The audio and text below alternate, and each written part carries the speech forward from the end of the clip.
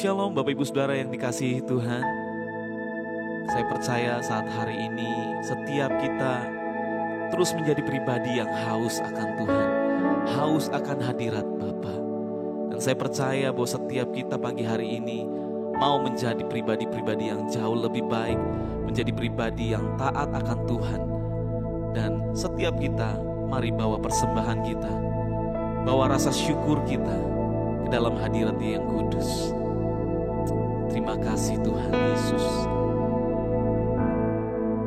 Kami mau bersyukur saat pagi hari ini Tuhan.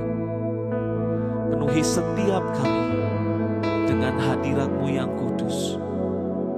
Penuhi setiap kami Tuhan dengan urapan-Mu, dengan kuasa-Mu Tuhan. Terima kasih Tuhan Yesus. Kami bersyukur buat kebaikan-Mu Tuhan. Kami bersyukur Tuhan, sebab Kau baik.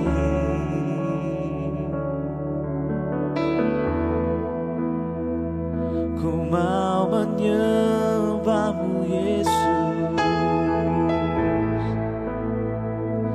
di dalam hadirat-Mu, menikmati baik kudus-Mu sepanjang hidupku. Ku selalu sembah-Mu, sebab Engkau layak Tuhan. Terima pujian kami, Kau Allah yang setia. Terima kasih Yesus. Kami mau masuk dalam hadirat-Mu lebih lagi Tuhan. Kami bawa pujian kami. Terima kasih Tuhan. Yes Lord Jesus. Seperti wanita mengurapi-Mu, menangis di bawah kaki-Mu. Demikian hidupku mau mengasihi-Mu. Yesus Engkau baik bagiku. Mari nyatakan bersama. Seperti wanita mengurapi-Mu, menangis di bawah kaki-Mu. Demikian hidupku mau mengasihi-Mu. Yesus Engkau baik bagiku. Sampai akhir ku menutup mata, ku tetap setia menanti janji-Mu. Sampai ku dapatkan mahkota kehidupanku, ku tetap setia untuk melayani-Mu. Ini iman kami di hadapan-Mu ya Tuhan. Seperti wanita mengurapi-Mu, menangis di bawah kaki-Mu. Demikian hidupku mau mengasihi-Mu. Yesus Engkau baik bagi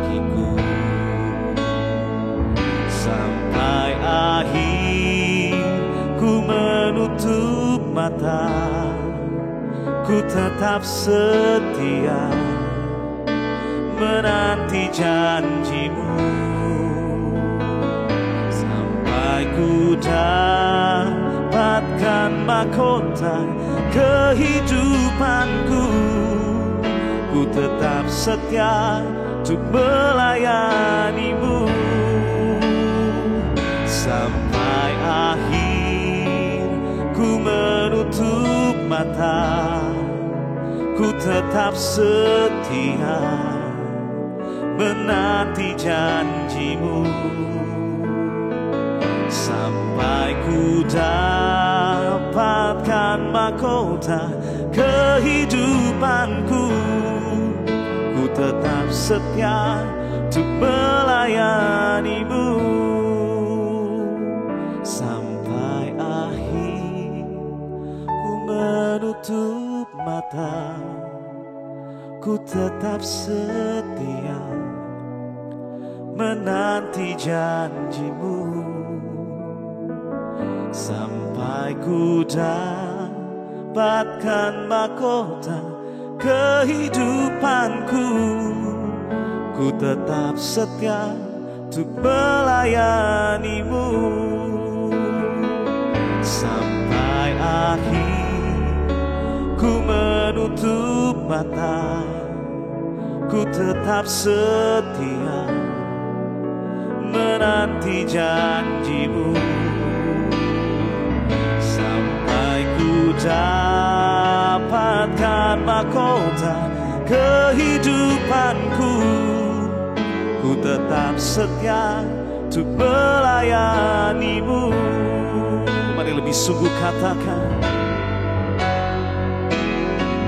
sampai akhir. Ku menutup mata, ku tetap setia menanti janjimu, sampai ku dapatkan mahkota kehidupanku. Ku tetap setia untuk melayanimu. Ku tetap setia untuk melayanimu. Ku tetap setia untuk melayanimu.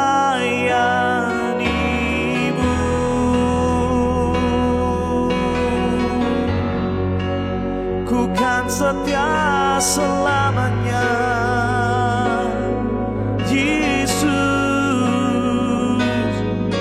Ku selalu mau mengiringmu, menjadi alatmu, Yesus. Ku kan tetap setia di dalam pengiringanku, Tuhan. Dan ku kan menyembah, ku tinggikan, oh Yesus Tuhan. Engkau layak Tuhan, terima pujian kami, terima sembah kami. Haleluya, sebab kau besar, sebab kau ajaib selama-lamanya.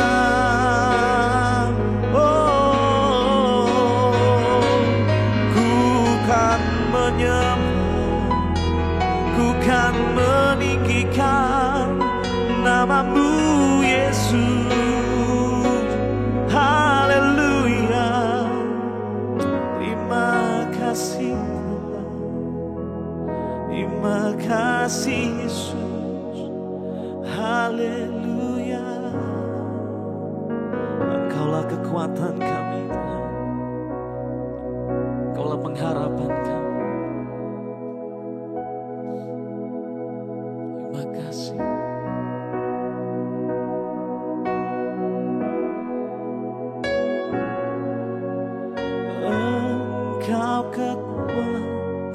dan perisaiku.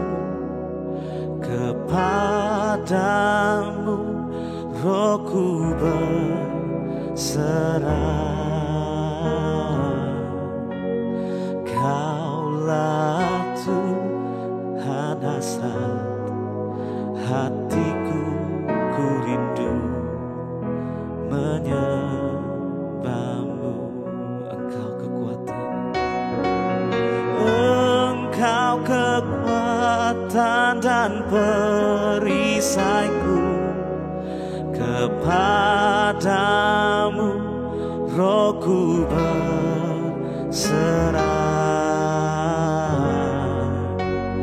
Kaulah Tuhan hasrat hatiku, ku rindu menyembahmu. Mari sama-sama katakan, Yesus, Yesus, Kau berarti bagiku. Oh Yesus, Yesus, Kau segalanya bagiku. Mari angkat tanganmu, katakan, Yesus, Yesus, Kau berarti bagiku. Oh, Yesus, Yesus, Kau segalanya bagiku. Katakan Yesus, oh Yesus, Yesus, Kau berarti bagiku. Oh, Yesus, Yesus, Kau segalanya bagiku. Katakan Yesus, Yesus, Yesus, Kau berarti bagiku. Oh Yesus, Yesus, Kau segalanya bagiku. Kau segalanya bagiku. Kau segalanya bagiku. Engkaulah kekuatan kami, Engkau pengharapan kami Tuhan. Engkau segala-galanya atas hidup kami. Haleluya Yesus. Amin.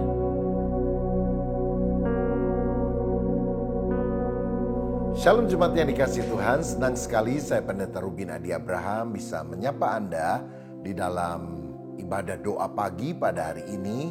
Dan saya percaya kita bisa bangun dengan tubuh yang sehat dan segar. Tuhan memberikan kekuatan, kemenangan, dan kita juga bisa memuji Tuhan, merasakan hadirat Tuhan di pagi hari yang indah ini. Hari ini saya akan menyampaikan firman dengan judul Yesus Sang Kebenaran. Mari kita akan baca Yohanes 1 ayat 17 yang berkata demikian. Sebab hukum Taurat diberikan oleh Musa, tetapi kasih karunia dan kebenaran datang oleh Yesus Kristus. Saudara sekalian, Pontius Pilatus pernah mengucapkan sebuah pertanyaan retorik kepada Yesus. Apakah kebenaran itu? Pertanyaan ini memang tidak membutuhkan jawaban karena Pilatus juga sebetulnya sudah berasumsi bahwa kebenaran itu sesuatu yang relatif. Apa yang benar menurut si A belum tentu benar menurut si B. Begitu juga sebaliknya. Tidak ada standar baku tentang kebenaran. Tetapi kalau semua orang mengatakan kebenaran menurut versinya masing-masing, maka akan terjadi kekacauan. Karena itu untuk mengatur relasi di tengah masyarakat kita dibuat aturan, dibuat hukum. Sehingga hukum itu dianggap sebagai standar kebenaran. Tapi kita tahu bahwa hukum itu tidak sempurna. Bahkan hukum bisa diputarbalikkan. Karena ada kepentingan-kepentingan di balik semuanya. Nah, saya teringat seorang teolog Katolik bernama Thomas Aquinas pernah berkata, kebenaran adalah kesesuaian antara pikiran dan kenyataan atau realitas. Artinya kalau kita berpikir demikian dan kenyataannya sesuai dengan pikiran kita, itu adalah kebenaran. Sebetulnya kita harus sadar, hanya Allah yang punya pikiran atau hikmat yang tidak mungkin salah. Dan hanya Allah yang bisa melakukan hal yang benar, hal yang tidak mungkin salah. Sehingga kebenaran itu sebetulnya bukan soal apakah kebenaran itu. Tapi siapakah kebenaran itu? Dan jawabannya, Allah adalah sang kebenaran yang absolut, yang mutlak.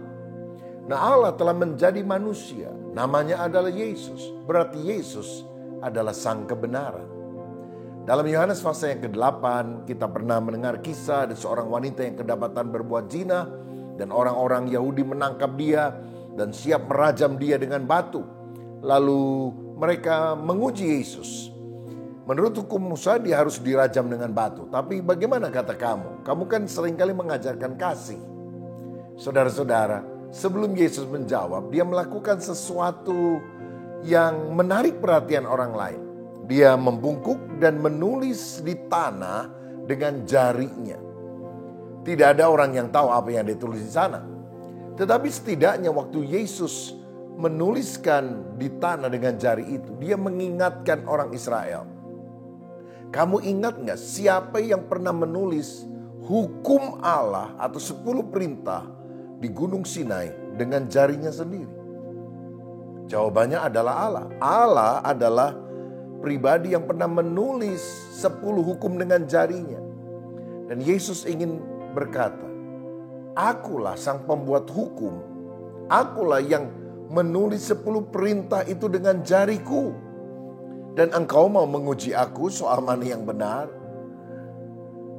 Dan Yesus akan berkata, I am the law. Akulah hukum itu. Yesus adalah sang kebenaran. Sekali lagi, kebenaran bukan soal apa. Kebenaran adalah tentang siapa. Dan Yesus Kristus adalah kebenaran. Jadi kalau kita tidak percaya kepada Yesus, kita tidak akan pernah hidup benar. Benar menurut saudara belum tentu benar di hadapan Tuhan. Tapi kalau kita mengikuti jalan Tuhan, Tuhan sendiri yang berkata, kamu orang yang aku benarkan. Makanya dalam Yohanes 14 ayat yang ke-6, Yesus berkata, akulah jalan dan kebenaran dan hidup. Yesus adalah sang kebenaran. Dia adalah originator atau sumber dari kebenaran. Dia juga komunikator atau pewarta, penyampai dari kebenaran itu. Sehingga ketika kita ada di dalam Dia, kita mendapatkan sumbernya, sumber kebenaran yang tak mungkin salah. Bahkan Dia melalui firman-Nya menyampaikan kebenaran yang kita harus ikuti dalam kehidupan. Dalam Yohanes 8 ayat 32 Yesus pernah berkata, dan kamu akan mengetahui kebenaran, dan kebenaran itu akan memerdekakan kamu. Saudara, kebenaran sejati akan membuat kita merdeka. Misalnya, ada seorang yang tiba-tiba di bagian punggungnya itu seperti ada benjolan. Waduh, dia udah takut. Jangan-jangan ini tumor, jangan-jangan ini kanker. Wah, saya bisa mati. Akhirnya, di tengah kegelisahan temannya mendesak dia untuk pergi kepada seorang dokter. Akhirnya setelah dibujuk-bujuk sekian hari, maulah dia pergi ke dokter. Mestinya dia takut, saudara, karena takut dokter bilang tumor, kanker, bahaya. Setelah dokter lihat, dia bilang ini bukan tumor, bisul katanya. Bisul doang, gak usah takut lah. Nanti dikasih salep aja sembuh. Nah, kebenaran yang dibawa oleh si dokter itu membuat pasien tidak takut lagi. Nah, Yesus Kristus juga membawa kebenaran yang akan membebaskan kita dari ketakutan berhubung dengan Allah yang akan menghukum orang berdosa. Memang kita orang berdosa dan menurut Alkitab upah dosa adalah maut. Tetapi Yesus memberitahukan kepada kita, kalau engkau bertobat, percaya, ada keselamatan yang Tuhan telah sediakan bagi setiap orang yang percaya. Karena dalam Roma 3 ayat 23 dan 24 firman Tuhan berkata, karena semua orang telah berbuat dosa dan telah kehilangan kemuliaan Allah, dan oleh kasih karunia telah dibenarkan dengan cuma-cuma karena penebusan dalam Kristus Yesus. Semua orang berdosa dan harus masuk neraka. Tetapi karena kasih karunia, artinya pemberian kepada orang yang sebetulnya tidak layak untuk menerimanya. Dan kalau kita dibenarkan itu karena kebaikan Tuhan. Dan pembenaran itu terjadi cuma-cuma, gratis, free gift. Karena apa? Penebusan dalam Kristus Yesus. Yesus yang tidak berdosa harus mati di kayu salib untuk menebus dosa kita, membayar lunas dengan nyawanya. Misalnya begini, kalau saudara masuk sebuah restoran lalu makan dan kemudian kita akan membayar, tiba-tiba orangnya bilang, loh ini gak usah dibayar karena ada tadi orang yang sudah bayar. Oh siapa? Saudara ingat tadi ada orang melambaikan tangan, ya teman segereja, yang gak terlalu dekat juga hubungannya. Tapi dia udah melambaikan tangan, dia udah bayar. Kalau dia udah bayar, saudara gak perlu bayar lagi. Tahukah saudara bahwa Yesus telah membayar seluruh hutang dosa kita di atas kayu salib. Sehingga siapa yang percaya menerima free gift, pemberian keselamatan cuma-cuma itu. Supaya kita tidak usah lagi binasa di dalam neraka. Nah, Yesuslah yang akan mengangkut dosa, bahkan memberikan status benar, justification. Kita dianggap orang yang benar, status kita bukan lagi orang berdosa, tapi orang benar ketika kita percaya kepada Yesus. Jadi kalau ada seorang diadili dan dia memang salah, tapi kemudian ada orang lain yang rela menanggung dosanya, maka orang itu yang dihukum, lalu kita dinyatakan benar, berarti kita bebas. Tidak perlu dihukum karena jasa yang telah dilakukan oleh orang tersebut.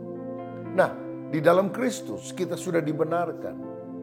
Tetapi status benar yang kita dapat sebagai anugerah itu juga harus nyata di dalam perilaku kita. Kita harus hidup taat sesuai dengan firman. Jadi dari justification, pembenaran, harus menuju sanctification, pengudusan. Kita harus hidup benar. Karena Yohanes 17 ayat 17 pernah berkata, kuduskanlah mereka dalam kebenaran. Firman-Mu adalah kebenaran. Jadi kalau kita sudah menerima Yesus, tiap hari mesti baca firman, harus dengar firman, harus taati firman. Sehingga kita dibersihkan, dicuci oleh darah Yesus, dituntun di dalam kebenaran. Karena itu tiap pagi mulailah dengan saat teduh, dengan doa pribadi, dengan doa bersama. Termasuk mengikuti doa pagi melalui YouTube ini. Karena dengan demikian kebenaran firman akan mengolah hati kita. Sehingga kita berkenan kepada Tuhan. Nah, satu hal yang penting saya mau sampaikan juga adalah kebenaran itu bisa menyakitkan. Alkitab mencatat orang-orang Yahudi itu mau membunuh Yesus. Karena Yesus menyatakan kebenaran Allah. Dan kebenaran itu ditolak oleh orang-orang Yahudi. Saudara tahu kebenaran itu bisa menjadi seperti sinar terang yang tertuju kepada mata yang sakit. Membuat silau, membuat tidak nyaman. Tetapi ingat, kebenaran akan berdiri teguh walaupun banyak orang mau menentang. Hari ini, saudara mau berpihak kepada mana? Engkau mau hidup terus dalam dosa, melanggar perintah Tuhan, walaupun engkau tahu kebenaran tapi engkau tidak mau taat? Ataukah kita berkata, Tuhan, aku tahu Yesus adalah kebenaran, firman-Mu adalah kebenaran. Kami mau taat kepada Tuhan Yesus, kami mau menurut apa yang diajarkan oleh Alkitab. Saya berdoa supaya sungguh-sungguh Tuhan menguduskan hidup kita. Sehingga segala dosa, perkara-perkara yang tidak berkenan, itu kita tanggalkan. Dan kita terus berjalan dalam terang kebenaran Kristus.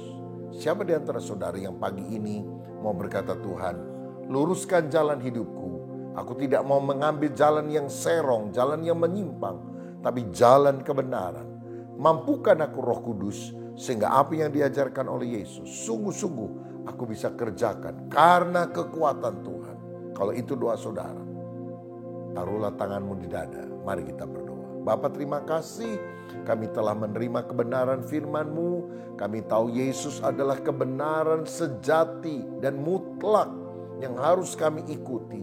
Karena hanya di dalam Engkau kami bisa mengalami pembenaran, bahkan penyucian.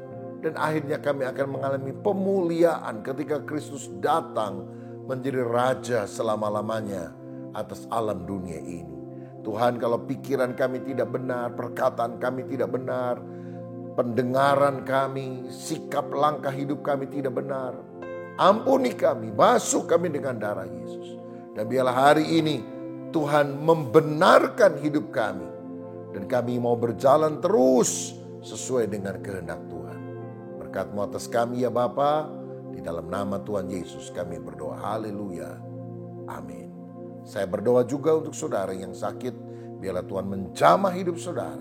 Jangan khawatir, kalau engkau terus berada dalam hadirat Allah, menerima firman Tuhan, kekuatan Tuhan akan membawa kita pada mujizat. Sampai jumpa besok pada jam 5 pagi. Beritahu teman-teman supaya mereka juga dikuatkan oleh Tuhan. Shalom.